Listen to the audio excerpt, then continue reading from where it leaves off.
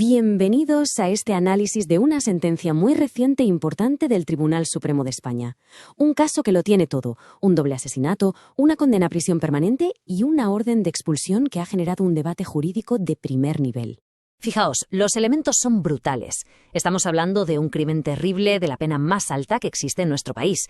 Pero la batalla legal que llegó hasta el Supremo no giró en torno a la culpabilidad, sino a un detalle muy concreto: la cláusula de expulsión del país para el condenado. Muy bien, pues para entender por qué el Supremo ha decidido lo que ha decidido, tenemos que empezar por el principio. Hay que conocer los hechos que el jurado popular declaró probados en su momento. La cronología de los hechos, la verdad, pone los pelos de punta. Todo ocurre en menos de 24 horas. La noche del 16 de mayo de 2021, el condenado asesina primero a su mujer, que estaba embarazada, y poco después a su hijo de tan solo 7 años. Intenta huir de madrugada, pero con las restricciones de la pandemia no lo consigue. No es hasta la tarde del día siguiente cuando todo se descubre gracias a un mensaje que él mismo envía a su cuñado. Y finalmente, horas más tarde, él mismo llama a la policía para entregarse. Pero ojo, que la tragedia no empezó esa noche. El tribunal también consideró probado que existía un historial de maltrato habitual, tanto físico como verbal, que venía de años atrás. Un patrón de control y violencia que además se sumaba a una condena previa por violencia de género que ya tenía desde el año 2012. Todo esto, claro, fue clave para la sentencia. Bueno, pues con estos hechos ya probados, el tribunal dicta la sentencia. Y es aquí, en un pequeño detalle, donde encontramos la cláusula que se va a convertir en el centro de toda la batalla legal que vino después.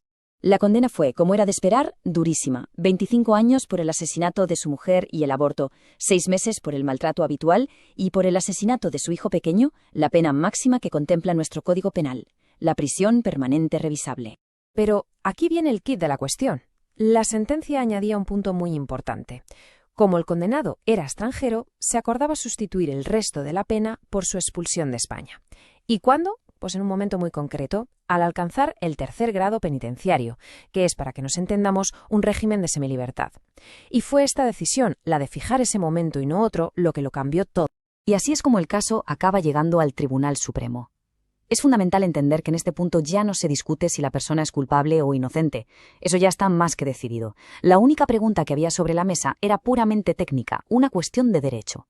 El recurso que se presentó es un recurso de casación. ¿Qué significa esto? Pues que el Supremo no actúa como un segundo juicio, no va a volver a valorar las pruebas ni los hechos. Su única función es actuar como un árbitro que revisa la jugada. El tribunal anterior aplicó la ley correctamente, la interpretó como debía, nada más. El argumento de la defensa era muy específico. Decían que la sentencia tenía una falta absoluta de motivación. Básicamente, lo que alegaban era: señores jueces, ustedes eligieron expulsarlo al llegar al tercer grado, pero no explicaron en la sentencia por qué no eligieron otros momentos que la ley también permite. Esa era toda su estrategia. Entonces, ¿tenía razón la defensa? ¿Está un juez obligado no solo a justificar la opción que elige, sino también a explicar por qué descarta todas las demás? Pues aquí es donde entramos en el razonamiento del Tribunal Supremo, que es la parte más interesante. Toda la discusión jurídica, todo el debate, se reduce a la interpretación de un único artículo, uno solo, del Código Penal, el artículo 89.2.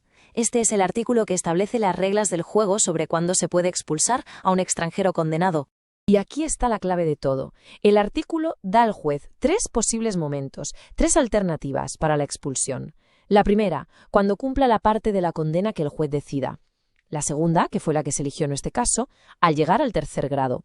Y la tercera, cuando se le conceda la libertad condicional. 3 caminos posibles. La respuesta del Supremo fue clarísima y, la verdad, bastante contundente. La ley conecta estas 3 opciones con la palabra o, no con la palabra y. Y esto, en derecho, es crucial. Significa que son alternativas. El juez tiene que elegir una de ellas y explicar por qué esa es la más adecuada para el caso, pero no tiene ninguna obligación de redactar un ensayo explicando por qué ha descartado las otras 2.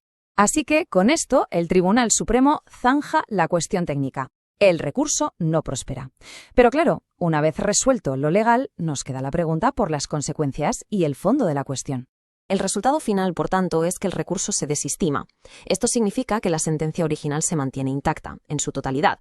Es decir, se confirma la prisión permanente revisable y también la orden de expulsión en el momento de alcanzar el tercer grado. Y este caso, más allá de los tecnicismos, nos deja sobre la mesa una pregunta de fondo, un debate interesante sobre qué es justo. ¿Os parece justo que se le expulse del país a una persona que ha cometido un crimen tan grave? Es una pregunta con muchos matices, ¿verdad? No hay una respuesta fácil. Por eso mismo, nos encantaría saber qué es lo que pensáis. Os invitamos a que nos dejéis vuestra opinión en la sección de comentarios. Y con esta reflexión terminamos nuestro análisis de hoy. Aprovechamos que ya estamos a finales de 2025 para desearos a todos unas muy felices fiestas y un próspero y fantástico año 2026. Muchas gracias por acompañarnos.